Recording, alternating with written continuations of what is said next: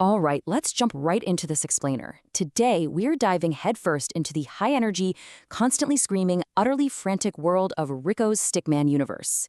Now, at first glance, I know it looks like just a bunch of random noise, but if you've spent any time at all in the fast-paced, meme-heavy corners of the internet, you know there's something incredibly addictive about these animations. We aren't just looking at shrieking stick figures here. We're actually going to deconstruct the absolute unhinged brilliance hiding right beneath the surface.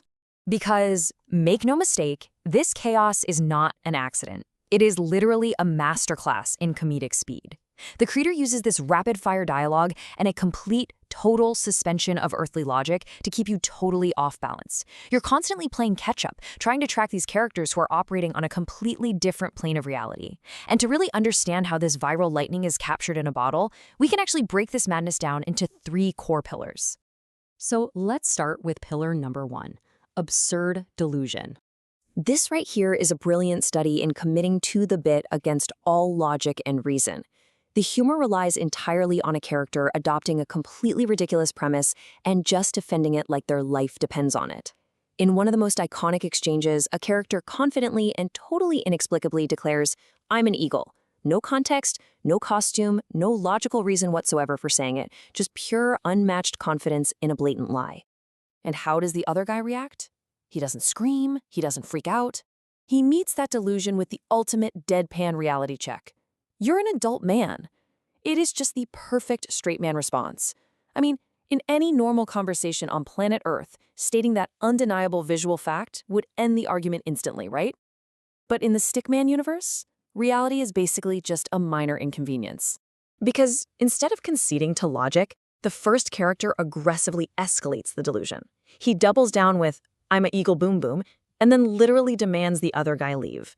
It's hilarious because we've all dealt with someone who just stubbornly refuses to admit they're wrong. But here, it is dialed up to this surreal extreme. That boom boom is just the cherry on top. It's this total nonsense punctuation mark that aggressively shuts down any chance of a logical debate. Which brings us to pillar number 2, escalated paranoia.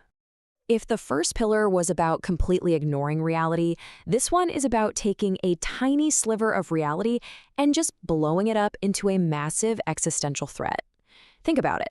A perfectly reasonable question at the doctor's office like, "Hey, are x-rays dangerous at all?" It's a super common, innocent anxiety. You expect a calm, reassuring answer. And for a split second, that is exactly what you get. But then we hit this jarring, hilarious contrast. The doctor is acting completely normal, calmly promising, "Oh, buddy, you don't have to worry, they are 100% safe." But simultaneously, we get the frantic internal panic. The stickman immediately makes this terrifying leap to assuming the machine is going to turn his brains into scrambled eggs. The jump from a routine medical check to violent scrambled egg destruction is so fast, it actually gives you whiplash. And the humor lands perfectly because the panic is so wildly unearned. The character instantly devolves into screaming, "No, no, no, please, please, I don't want to die," over a completely safe piece of medical equipment. It's so funny because it taps into those tiny, irrational, intrusive thoughts we all get sometimes. But instead of bottling them up, the stickman broadcasts them at maximum volume and completely loses his grip on sanity. All right, let's move on to our third and final pillar. Primal obsession.